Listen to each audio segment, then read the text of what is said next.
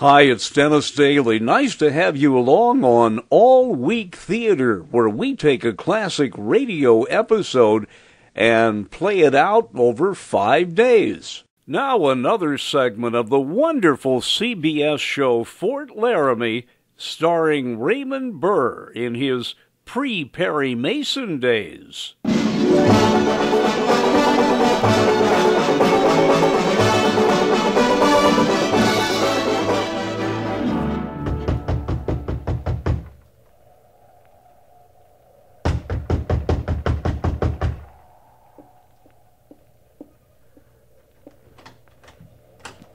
Captain Quince, Miss Steele.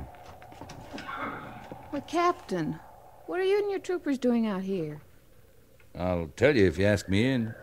Oh, well, come in.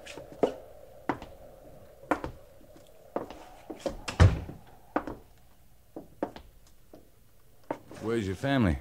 Well, they rode over to the Abbott place. That's a long ride. They're spending the night.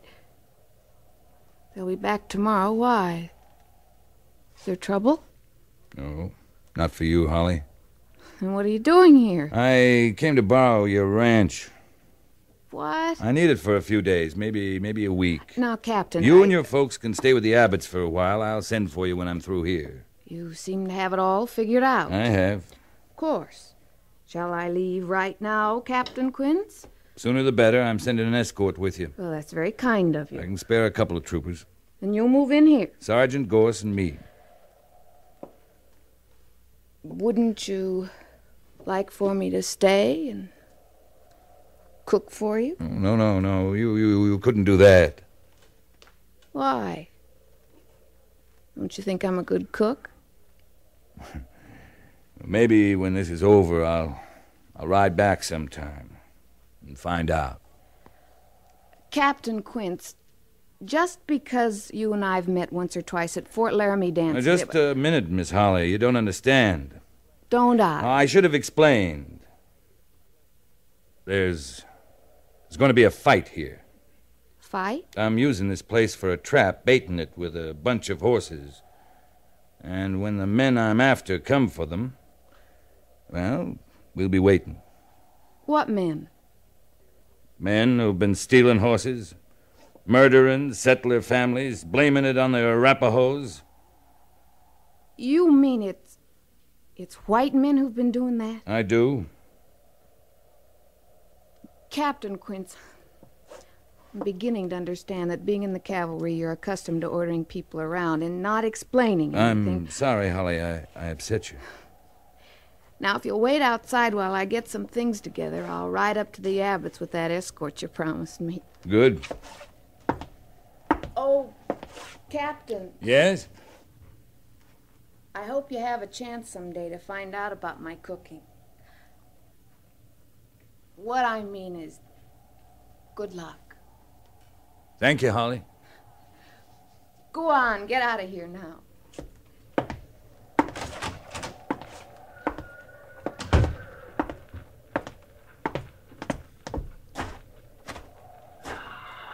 Well, it took me that long to do something. I'd get busted to a private. You can still get busted, Sergeant.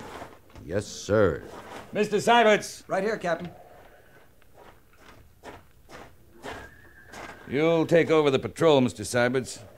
I want you to spot the men in a complete circle around this place, half a mile out. They're to dig in. And when they think they're hidden, I'm going to ride that circle.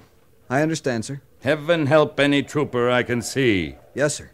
They're to let those men through. But when they hear gunfire from the cabin here, they're to kill anything that tries to get back out. Any questions? No, sir. Move out. Yes, sir.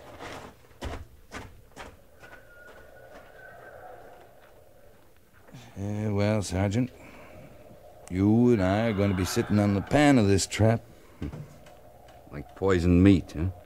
Maybe. Before we get off.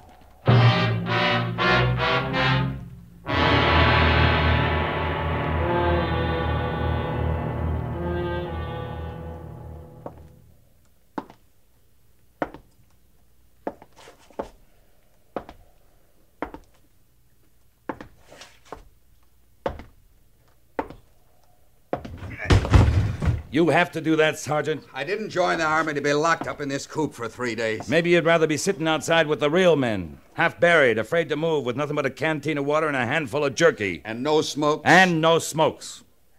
Captain Quince, I never had it so good, sir. Then shut up.